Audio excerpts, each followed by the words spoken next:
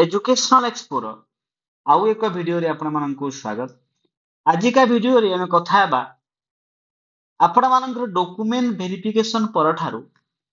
School joining पर्यंत जो process रहिबो तो सही प्रोसेस विषय रे हमें कथा हेबा पूर्वरु आपण माननकु मु यह कहे जे आपनको जदि ये वीडियो पसंद आसिला ताहेले चैनल को लाइक एंड सब्सक्राइब करिले। तो आम जदि संपूर्ण प्रोसेस विषय कथा बा जेमिति कि आपण जानिथिबे आपण मानकर जो डॉक्यूमेंट जो वेरिफिकेशन ना केबे सरिला ना आपण जानिथिबे 22 जो अक्टोबर रहिला आपण मानकर डॉक्यूमेंट वेरिफिकेशन सरिछि रिसेंटली भी सरिछि।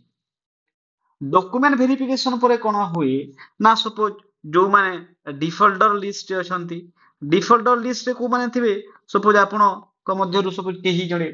डॉक्यूमेंट देई नांती ताकू ना कोन करिवो ना डीओ ऑफिस कांटेक्ट करिवो रेस्पेक्टिव डिस्ट्रिक्ट रो कि आपण मानकर ए डॉक्यूमेंट्स नाही आपण दियंतु ए टाइम भितरे ए जो प्रोसेस की मे बी ताहा आपण मानकर जो रिजेक्ट लिस्ट आसिला परे भी हेई पारे किंतु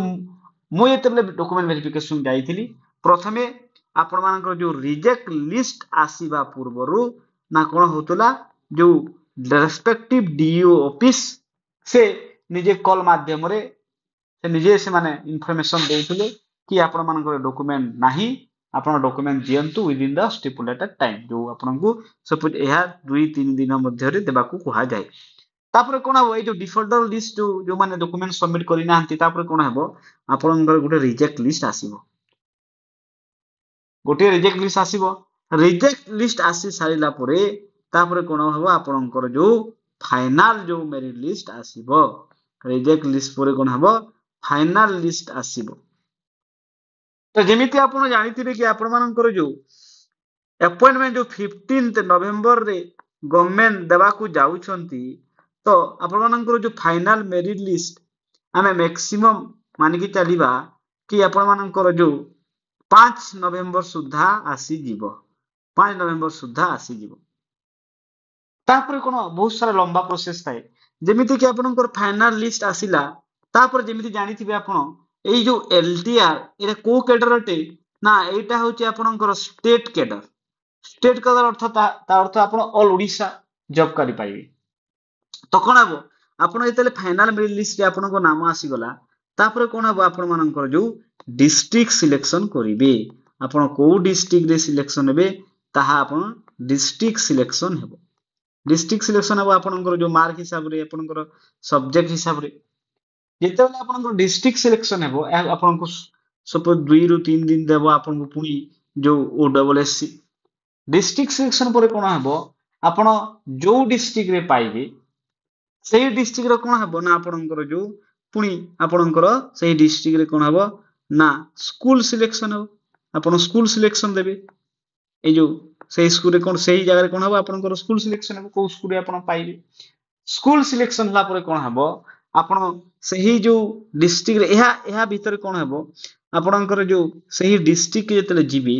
आपण सेही डिस्ट्रिक्ट रे कोन हेबो आपनकर पुनी थरे वेरिफिकेशन हेबो आपनकर जस्ट गोटे पुनी थरे वेरिफिकेशन हेबो आपनकर जो डॉक्यूमेंट्स ए जो वेरिफिकेशन हला पर ना कोन करिवो सेठिकार जो आपनकर डीओ ऑफिस थिबो से आपनकर जो ओरिएंटेशन जो हेबा को जाउची जो अपॉइंटमेंट लेटर जो देबा को जाउछंती अपॉइंटमेंट लेटर कोन हेबो ना से माने आपन को चाहिले जो आपन को स्कूल रे सिलेक्शन हेइचंती आपन को से डीओ ऑफिस से जणे देई पारिबे किंतु नॉर्मली केते को डिस्ट्रिक्ट रे कोन हुए जेते बेले आपन ओरिएंटेशन को जिबे ता पूर्व कोन हेबो आपण मानन को से माने डीओ ऑफिस रे आपन कहि देबे कि आपन एई स्कूल रे आपन पाई छंती आपनकर स्कूल सिलेक्शन जानि गले तापर कोन हेबो आपनकर जो जगह रे जेपर कि एथरा आपनकर जो कैपिटल हाई स्कूल रे अछि जो आपनकर ओरिएंटेशन तो कैपिटल हाई स्कूल को आपण गले कैपिटल हाई स्कूल रे आपण गला पुरे कोन हेबो आपण से दिन अपॉइंटमेंट पाइले सपोज आपण जो 15 रे आपण अपॉइंटमेंट पाइले ना कोन हेबो आपण 16 को पहुंचले पुनी आपनकर सपोज जो डिस्ट्रिक्ट रे आपण पाइथिबे निज डिस्ट्रिक्ट को पाई सारी जो निज डिस्ट्रिक्ट फेरी सारीला पुरे सपोज आपण जदी 16 को फेरिले ତାହେଲେ କଣ ହବ ଆପଣ 16 କୁ ହିଁ ଯାଇକି କଣ କରିବେ ନା ସ୍କୁଲ କୁ ଜଏନିଂ କରିବେ କାରଣ ଆପଣ ଯଦି ଡିଲେ କରିବେ ନା କଣ ହବ ଆପଣଙ୍କର ଯେତେବେଳେ ପ୍ରମୋସନ ହୁଏ ପ୍ରମୋସନ ଟାଇମରେ ନା କଣ ହବ ଆପଣଙ୍କୁ ଟିକେ ପ୍ରୋବ୍ଲେମ ହେବ